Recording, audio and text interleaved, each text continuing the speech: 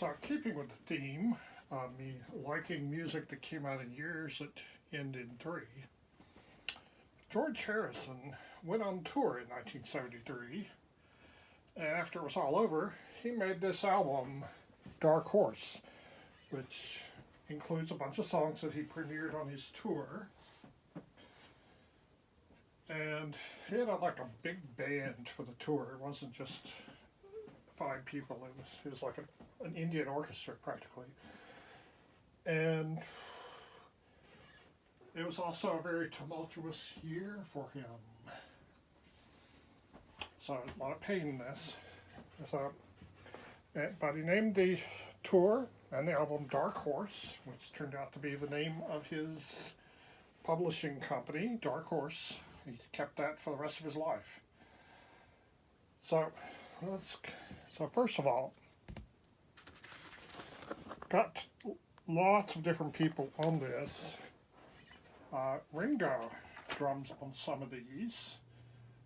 Some of the notes, Willie Weeks is credited on bass on several of the tracks, and there's a note there that makes it think that maybe Willie is a imaginary person.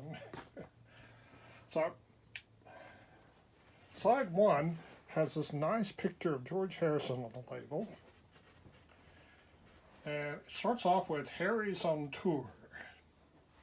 And this folds out like it's a double album, even though it's not. So I'm going to show you that because it's not as waterlogged damaged as the other part.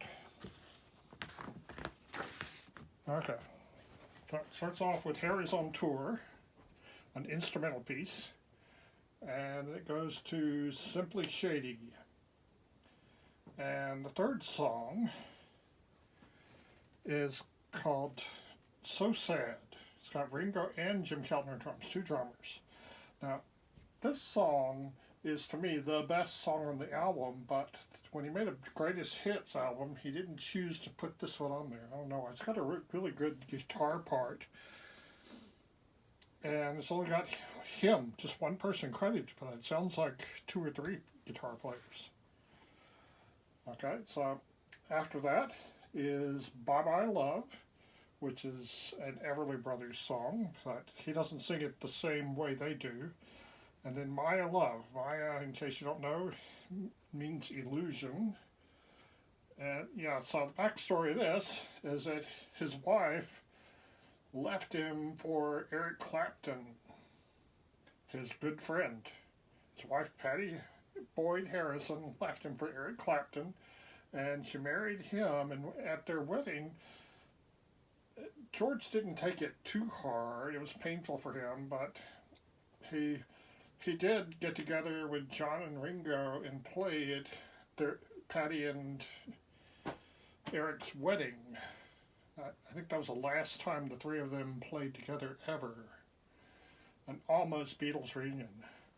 Well, that was a sad time for him. So let's look at side two. It's got this great picture, this water damaged on the copy. It also includes a black and white copy of that. And we got all these great notes about who did what.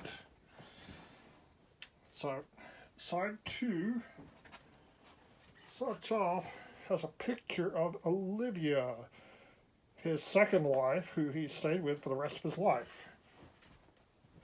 So it starts off with Ding Dong Ding Dong, a New Year's song. There are a lot of Christmas songs. There aren't that many New Year's songs. I like to play this around New Year's time every time. And Klaus Foreman played the bass on this. Old friend of his from back in Germany. He was getting around there. Now the next song is Dark Horse, which, as I said, name of the album, name of his publishing company, name of the tour. I'd say this is the second or third best song on this album. So Sad is much better to me. And after that, Billy Preston plays piano on the next one, Far East Man. And, I was going to sing the song titles, weren't I? But let's go back. First side, Harry's on Tour, an instrumental, can't sing that. Second track, Simply Shady. Next track, So Sad. And fourth track, Bye Bye Love.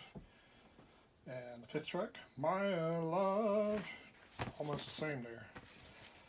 Oh, side two, Ding Dong, Ding Dong. And next track, Dark Horse.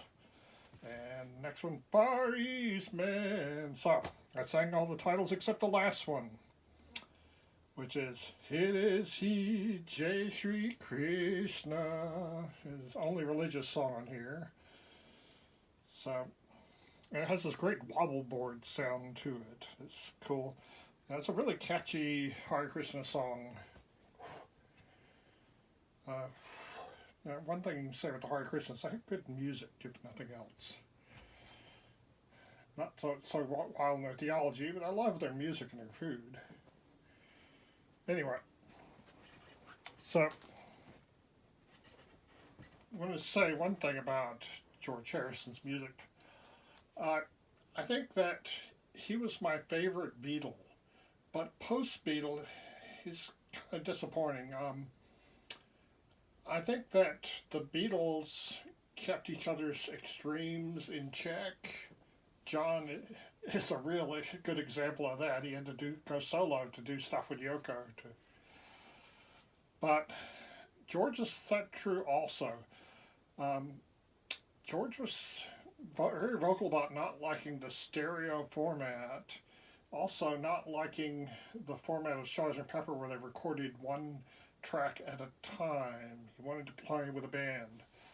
But on this album, it sounds sort of muddy to me. There are too many instruments on both speakers at the same time, and it's not crystal clear like Something or Here Comes the Sun.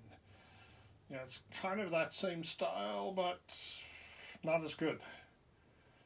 That being said, it's a Beatles, so I like it better than most stuff by other people, but it's kind of disappointing.